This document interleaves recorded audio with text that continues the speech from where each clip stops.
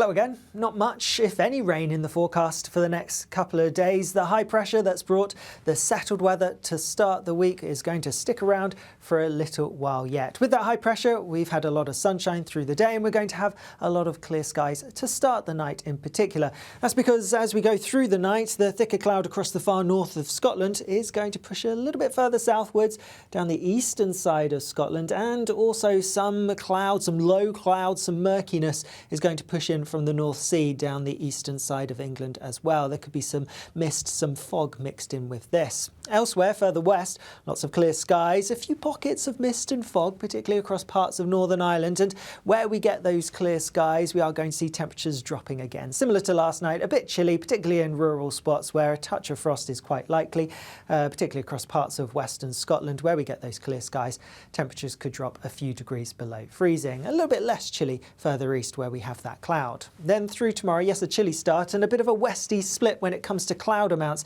In the west, lots of bright sunny weather. Further east, a cloudier, greyer start, and yes, some murkiness too. But a lot of that is going to lift and break up and burn away and retreat back to the coast as we go through the day. That being said, across some eastern coastal parts, particularly of England, I am expecting some of that cloud to be pretty persistent, linger through much of the day. And if you're stuck under that cloud, when you factor in the brisk wind, which is going to be stronger across eastern parts tomorrow compared to today, it's actually going to feel a bit chilly across some eastern parts. Also a bit of a breeze towards the south coast, but away from the east with that cloud, there's going to be lots of sunshine, and with that, for many, it's going to feel pleasantly warm. Temperatures similar to what we've seen so far this week, mid to high teens for most of us. Worth bearing in mind, lots of sunshine. We do need to take into account our UV levels. The sun's about as strong at this time of year as in mid to late August, and so do take care if you're going to be out in the sun for prolonged periods of time. And as well as this, whilst most hay fever sufferers don't feel the effects of tree pollen, which is what we're seeing at the moment, nonetheless, if you are affected by tree pollen, you'll have no doubt noticed that we do actually have some high, very high levels across western parts at the moment. That will continue into Wednesday. One positive of the cloudier, cooler weather towards the east is that pollen levels here are going to be low or moderate.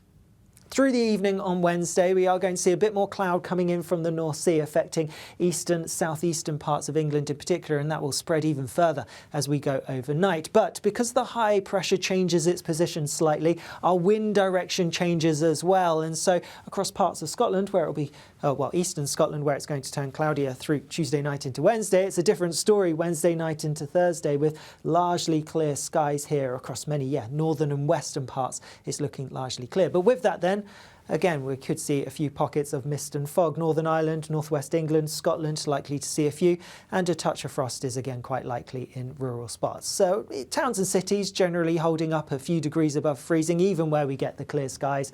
But away from these, it is likely to be a touch frosty for some on Thursday morning, milder towards the southeast because of this cloud. But again, we are going to see this cloud breaking up and lifting as we go through the day. It may take a little while during the morning, but by the afternoon, across pretty much the whole of the UK, it is looking pretty sunny. Lots of blue skies on offer. Not everywhere. The far north of Scotland, particularly Orkney and Shetland, like we've seen through much of this week so far, here it's actually going to stay pretty cloudy, and that cloud could be thick enough for a few spots of light drizzly rain. Not much, but just a few. Elsewhere, yes, dry and often sunny. With that then, temperatures on the warm side, and again, because of that change in wind direction, for some places, temperatures are going to be markedly higher on Thursday compared to Wednesday. This will be most noticeable around eastern parts of Scotland and eastern northeastern England. Some places could be around 10 to 12 degrees warmer on Thursday compared to Wednesday. In fact, across